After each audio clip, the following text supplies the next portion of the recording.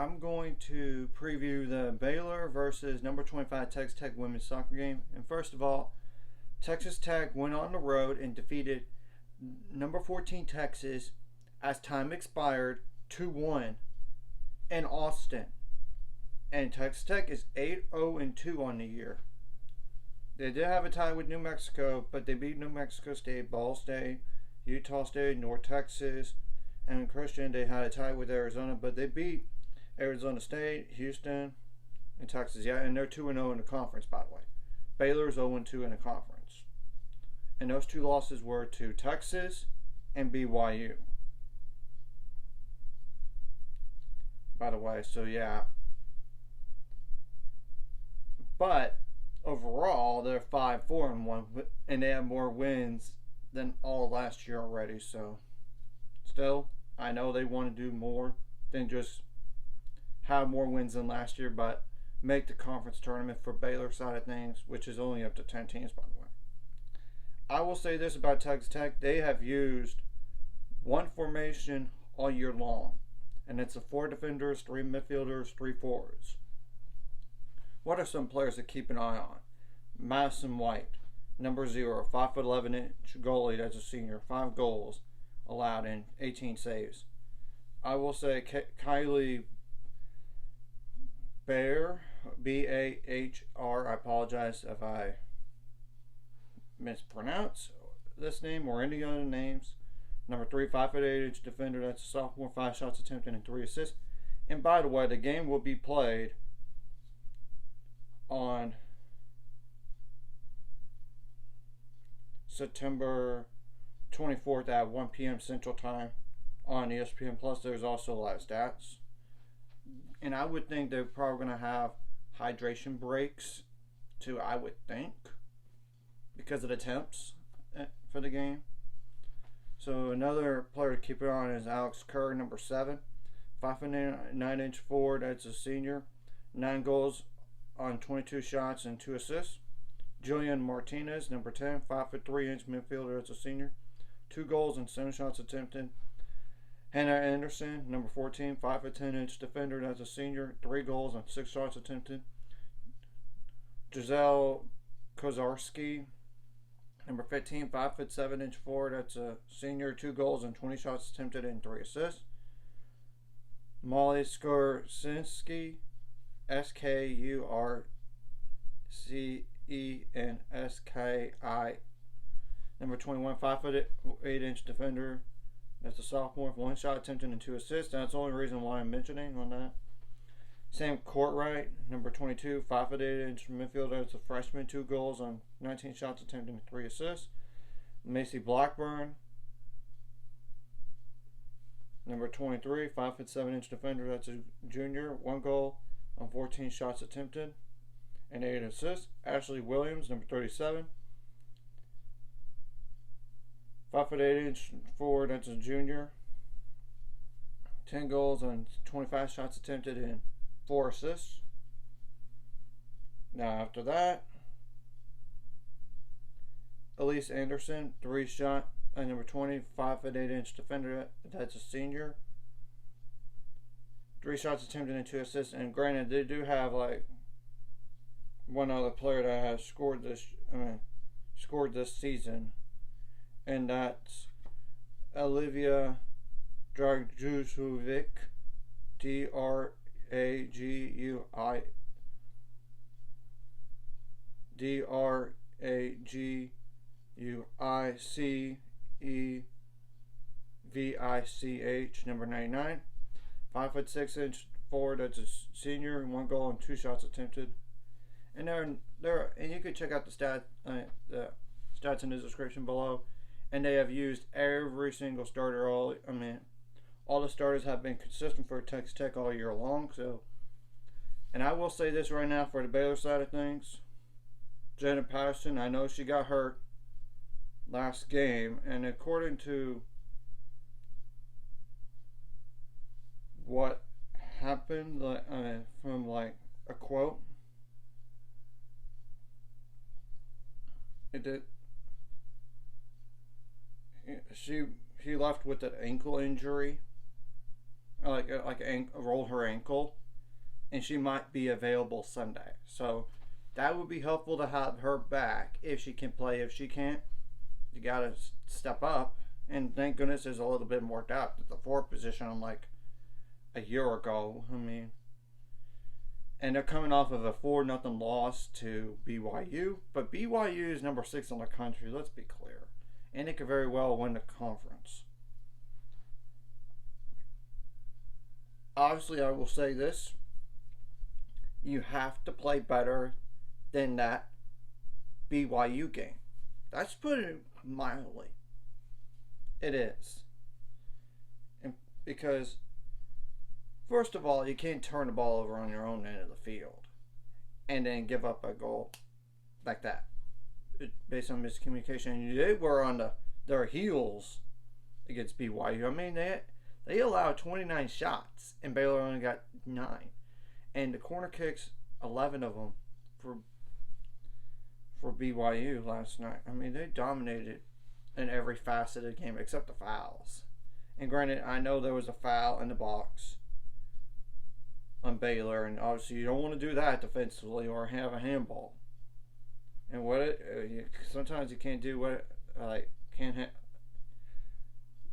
you just can't do that because penalty kicks are so hard for the goalie anyway, in general, when it comes down to that. And I will say this: you got to be more aggressive, and it can't take so long to adjust, and you got to play a cleaner game quicker than this past game. Because in the second half, they played better, but they didn't have as good opportunities compared to that one shot they had in the Baylor did have in the first shot. I mean, in the first half, and the ball literally hit the crossbar. I mean, literally hit it. And they just needed to be down 2-0, but then a PK happened with 54 seconds left.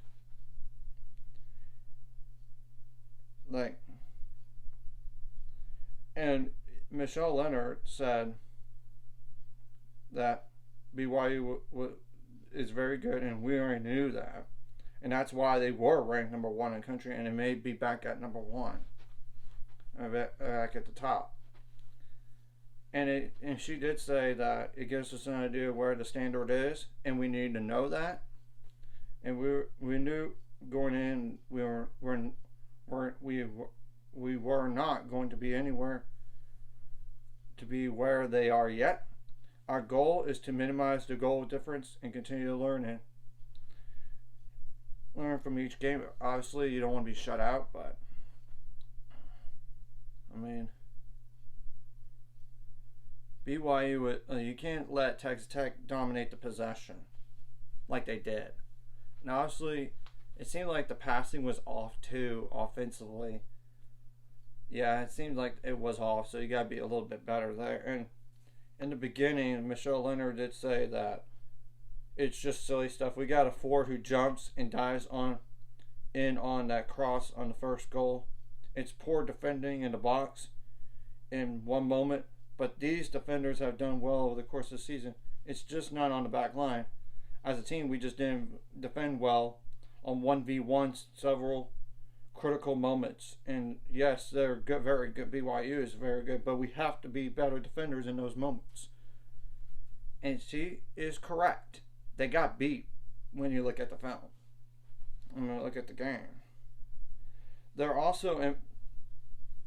She did say we're impatient because we want to get shots, we want to find ways to score, and we're wasting opportunities with some of the shots from too far out. That's just a team that wants to put a shot on the board, but I want a goal in the back of the net, not just a shot not just a shot on the board. We need a better decision making there. Yeah, decision making needs to be better, and obviously, let's try to make Texas Tech on the back foot instead of us on the back foot in this game. And hopefully we readjust. And of course, you don't want to get out physical by the opponent.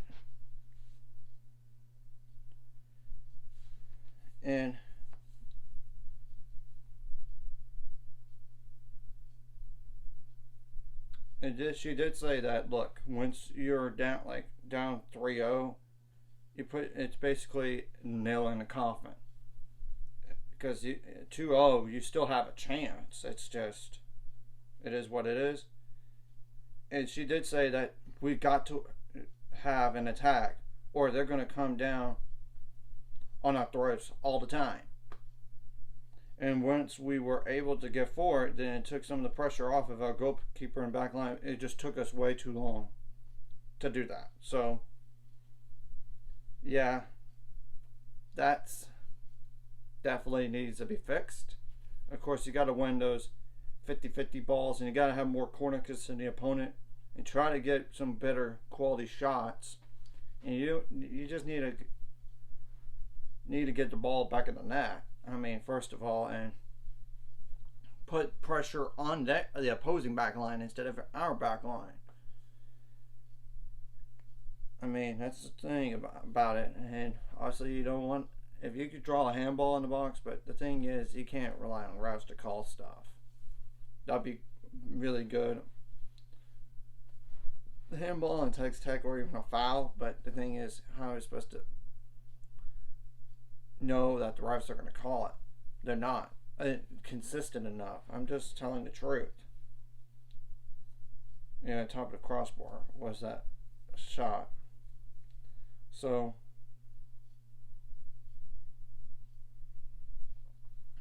just got to come out, regroup, start faster. You got to come out with more energy. And if you get scored on, you got to have energy and emotion to get back even quickly. We just don't want to turn the ball over in the midfield as well. And of course, we don't want to get like so many fouls in this. Unless it's like not like a yellow card, that's different. I mean, that's the truth. We don't want like yellow cards, because a certain amount of yellow cards means suspension. Obviously, a red card means that player is going to be not playing next game, and you're a player down for the rest of the game. At that point, you just don't want that. Obviously, if the opponent would do it, that's different, but you can't count on the opponent necessarily doing that. And I know Texas Tech is coming off of an emotional win, but you cannot believe that Texas Tech is going to have an emotional letdown, because they're going to play with a lot of confidence. They're going to, I would bet on that, because like, why would you want to settle for 2-1 or 2-0-1 on a weekend in a Big 12 for them when they could go 3-0? Obviously, you need to find a way to get a win in this game, or at least some result like a tie or a win. Either way, just get a point on the board for the Big 12, because the last thing you want to do is start 0-3 in the conference. I will say though, it's the problem. I would think. I mean, like, the first 3 games have been tough. I mean, you got Texas at home, and they're number 16 at the time. They're now number 14. You got BYU, that was number 1 for a while, and they're now number 6. I mean, they're that good. I mean, it's just 2 tough opponents back to back. And Tech's number 25, and they beat number 14, Texas. The schedule does line it up though after this game, but still, let's just try to find a way to get a positive result here. And obviously, you can't be intimidated by the opponent. You just can't, because it's important for your mental sake, and you gotta not only win every 50-50 ball, but I'm just saying, like, of course you want to execute your set pieces like a corner kick and free kicks, just to give yourselves a chance. I mean, and we're probably going to make some adjustments, I would think, and you got to look at the film of Texas Tech and exploit their weaknesses, as well as you got to improve on yours, obviously. and you got to get back to where you're at, and you got to be more consistent as a team too. I'm just telling the truth. And of course, you got to out hustle Texas Tech. You got to in every facet of the game. Also, you don't want to foul in a bad spot, not just in the box, by the way, but on a, like in the attacking third, like on the sidelines near corner kicks. So I'm just saying that, but if as long as it's not a yellow card or red, that's different. It's just obviously you just don't want to get beat 1v1. You got to be set better defensively, and you got to have more offense, because you just can't be on defense all game long practically. That's what it felt like, especially in the first half. I mean, that was just BYU was just pressing a lot. And we got to get the ball. And if we're going to possess the ball on the other side of the field. I mean, of course, our goalies have to step up, because obviously after that last game, they're going to have to. But I'm pretty sure the staff is going to address all this stuff that needs to be corrected going into Texas Tech game here. Anyways, if you like this content, hit like and subscribe. I see you guys later. 600 subscribers. We're on the road to it. Let's go. And once again, the game is on September 24th at home in Waco at 1 p.m. Central Time on ESPN Plus or Those Last Stats.